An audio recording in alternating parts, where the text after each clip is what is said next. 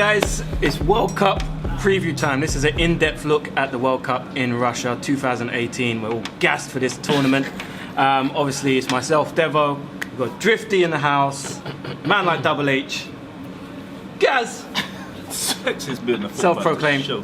Self-proclaimed. What we're going to do, we're going to go group by group. So obviously, we're going to start at the beginning. Group A.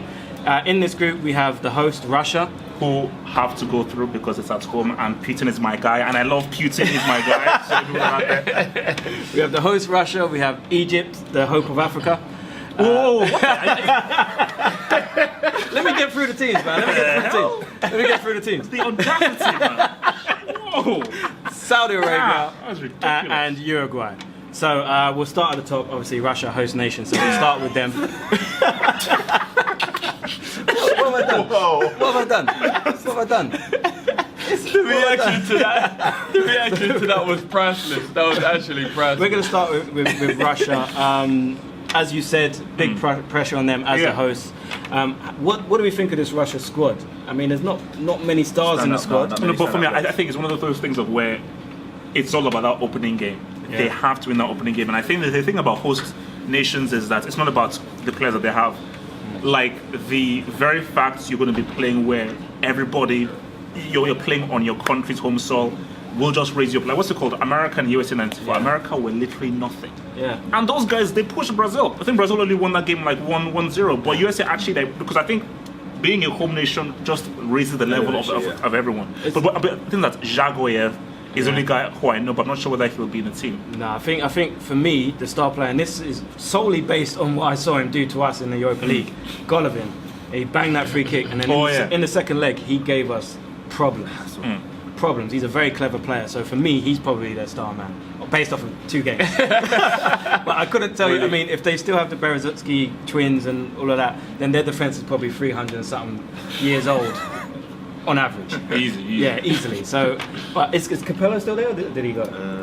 Because Capello was their manager, wasn't he? Yeah. No. It's another dude. I don't know who it is, but it's another dude. Yeah. Russia have kind of been through quite a few of the top European managers, haven't they? Yeah. Like just trying to find. Hitting was there at the point, I think. Yeah. Just trying to like find a way to get. Because at one point they had some really good players. Russia. Do you remember about say 6 years ago? Yeah. They had like a really good squad. Do you know what I mean? Like they and you know what I mean. There wasn't. Yeah, there was a little bit like England. They didn't really do anything with like their best squad. So who knows how? But they still got players. That Smolov's supposed to be good up front. Golovin, obviously. Zagoyev. They got 1 or 2. I think they got two brothers that play for Spartak as well. But basically Russia, like if they want to play, they can really play. It's just that I think the key for them is that they have to just literally play without any fear. Because if they are fearful, then I think that they'll be like, for them they have to be like, look, people, even if we're the host nation, nobody expects us to go through.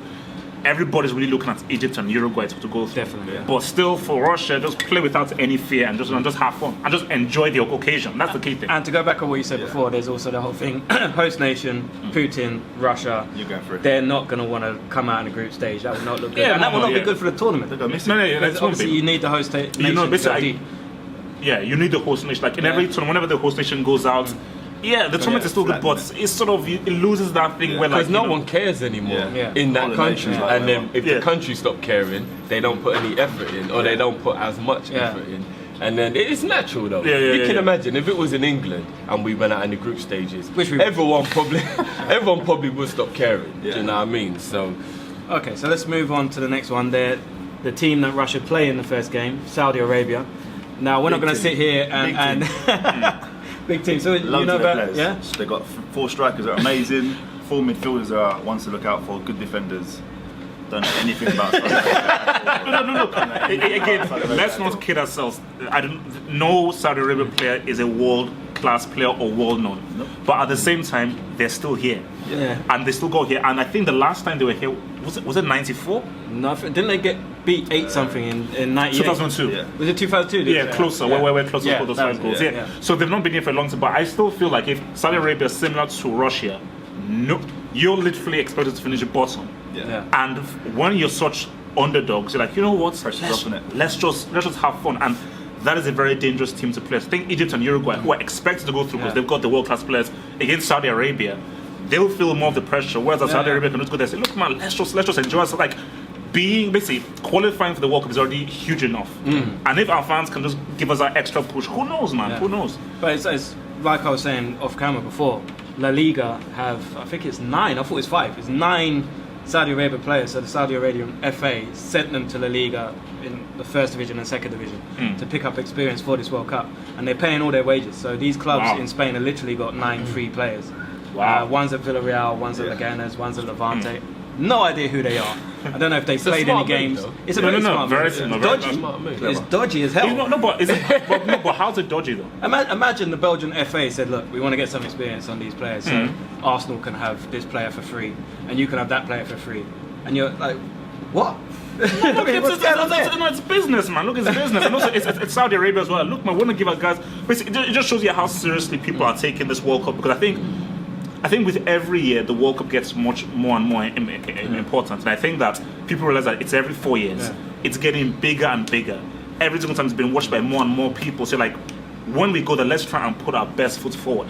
Even if we're the smallest thing, I get where Devil's coming from, though, because let's say, for example, the guy who's given to Levante, scores the goal that stops Levante getting relegated against a team who didn't get a free player. Yeah. They'll be like, you got that guy for free. That's fucking cheating. No. We're relegated now because a goal scored a goal past us that he shouldn't even be here. No. You're but a business. You should have been there to get that free player first. No, but they give it out willy-nilly, man. Al Ghost scored. Because technically he shouldn't be in the system. Al Ghost Arnie. Next all right, one. move on to the next one. So we'll go on to we'll leave Egypt till last. Right? So we'll do Uruguay next. Uruguay. Okay, can I just say something? So, a quick shout out to the guy who recently abused me in Spanish from Uruguay. Yeah. Hey, what's up? I believe it's Luis Suarez. No, it's twin. But he wasn't abusing you. He's just saying that you are black.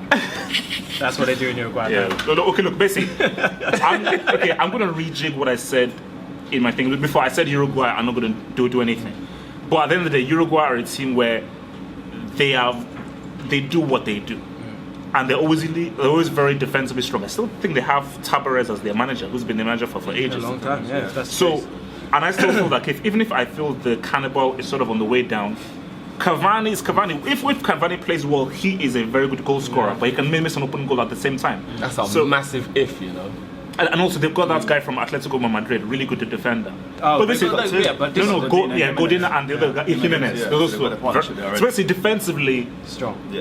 So it's like that's why I feel like for Uruguay it makes sense they'll go through, because I don't know how Russia or Saudi Arabia are going to score 1 or even 2 goals against that defense. The midfield's not as strong as Atletico's, so the midfield's really, really weak. So I think you can get them from that point of view. But the same thing, they've got firepower up front as well. They've got very good firepower. So it's like for me, I just think for Uruguay. They would be disappointed if they don't come through this group, because they could have gotten a very much tougher group. So who are we saying for the Uruguay star player?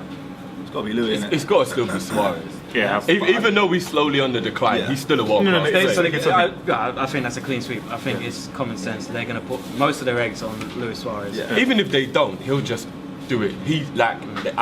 There's very few players I've seen that play with more passion for their country than Luis Suarez. Well, look at the handball against. No. As much as I hate him, I fully defended his move for that. If I was Nigerian, 100% I would do that. Yeah. Come at me. I don't have to care what else is coming at me. Seriously, I'm putting the green, white, and green before myself. I would do it. Because you've got to remember, the main reason why it shows the love of your country is that he knows he won't play any part of the tournament. And he didn't. But as long as his team progressed, he gave them a chance. And also, what I always say, people say, "Oh, he broke Ghanaian hearts." Shut the hell up. First of all, Ghana. Yeah, you missed the bloody penalty, and also Ghana was the hope of Africa. Get the hell out of there. Okay, don't bring this whole hope of Africa thing, man. I think that leads us on to the last team in the group, Egypt, the real hope of Africa. Oh yeah.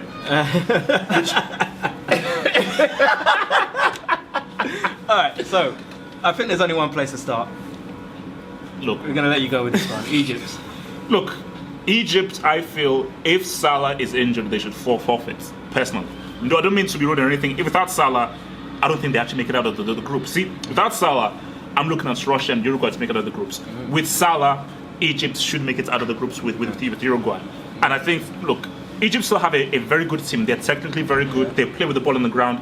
They've got the Spanish. Javi. Yeah, and also they've got that Spanish coach as well. So they play very good, attractive football. So I think Egypt, if they play to their potential, they should have too much. They'd be too good for Saudi Arabia or Russia. What's the West Brom defender? Hagazi. Yeah, do you know what? He's actually a good defender. You know, he's actually a good. I know, like he punched Ings in the stomach and he did a few crazy things. That's the defender. But like he's actually so like they've got a bit of a solid base there. If you've got El Neni, you've got him, and you've got Salah.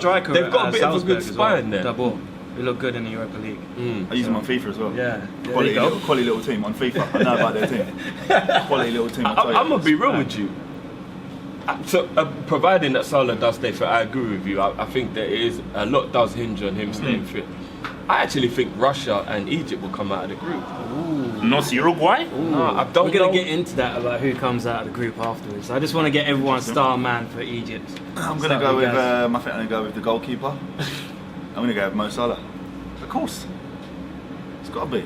Well, no. I'm going with the keeper based on his age. Yeah, was he 41 or something? Yeah. Yeah. And you genuinely think he'll be the one who will be the most influential? Yeah. This is sabotage, isn't it? Because of my comment. It's got to be King Mo. King Mo all day. I'm going to show my allegiance and say El Javi. No one spoke about El Neni. El Javi, and not just star man.